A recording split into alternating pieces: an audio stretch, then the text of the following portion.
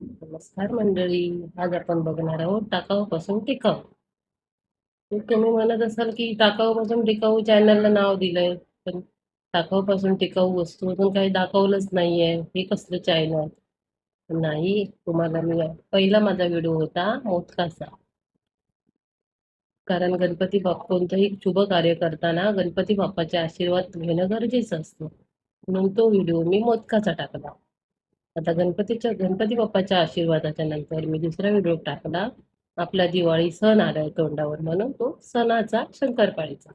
आणि आता माझी सुरुवात अशी आहे की जे टाकाऊपासून टिकाऊ वस्तू आहेत त्याचे तुम्हाला पदार्थ दाखवतो. तरी पण तुम्ही त्या पदार्थाला माझ्या भरभरून प्रेम दिलात, भरभरून लाईक दिलात, भरभरून बघितलात म्हणून तुमची मी खूप खूप आभारी आहे. तर आज आपण टाकाऊ वस्तूपासून टिकाऊ कुसली करायची वस्तू ती बघा. हे आपण आपल्याकडे नेहमी घरामध्ये खाऊ आणतो. फरसाण, चिवडा, काही काही वस्तू घेऊन येतो सगळ्या. पण काय होतं कधी-कधी चुरा होतो आणि मुलं आहेत ना, ते खात नाहीत. मग आता काय करणार? तो चुरा उरला की फेकून देऊन आपल्याला काय मिळालं? आपण एवढे पैसे घालून आणलेलं असतं. महिन्याच्या शेवटला आपण डबा खाली करायला गेलो, की हे सर्व मिळतं हातात. तर खाणार कोण? आपण तर एवढं एकटं खाऊ शकत नाही. पण आता ते फेकून द्यावं लागणार ना. त्याच्यापेक्षा त्याचा काहीतरी आपण वापर केला पाहिजे. म्हणून मी दर महिन्याला असं करते, की असं सर्व उरलेला भुगा असतो ना, खारी, टोस्ट, बटर जे जे काही उरलेलं असतं, ते चांगलं स्वच्छ व्यवस्थित त्यातला कचरा वगैरे काढून नीट मी एका वाडक्यामध्ये घेते. त्याच्यामध्ये मी लसूण घेते थोडीशी, 2 कांदे, थोडंसं अ, हे नमक, मीठ, काळं मीठ, सैंधव मीठ, थोडंसं माझ्याकडे पावडर केलेलं जवसाची पावडर आहे.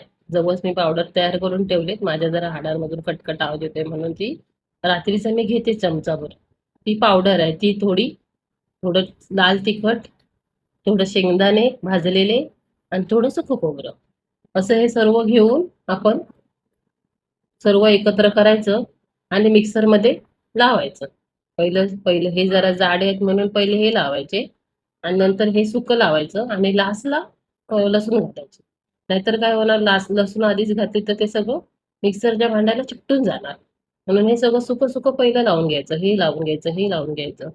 नंतर मग लास्टला लसूण लावायचे आणि मग छानपैकी भरून एक असं करून तयार करून एक हवाबंद डब्यामध्ये भरून ठेवायचं.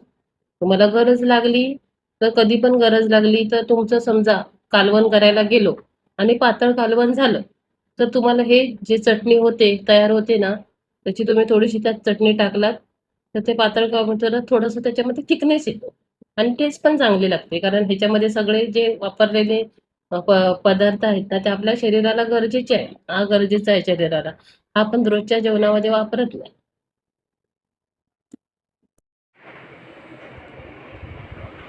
ही अशी छान चटणी तयार होते.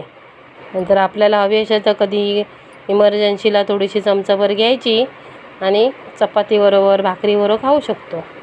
किंवा भातावर खायची असेल तर थोडी घ्यायची चमचाभर, 1 चमचा दही घ्यायचं आणि थोडंसं तूप टाकलं की एकदम असं चटणी तयार होणार. भाताबरोबर खाऊ शकतो आपण. अशी तयार करायची, एकदम हवाबंद बंद डब्यामध्ये भरायची आणि फ्रीजमध्ये ठेवायची. महिनाभर आपण खाऊ शकतो.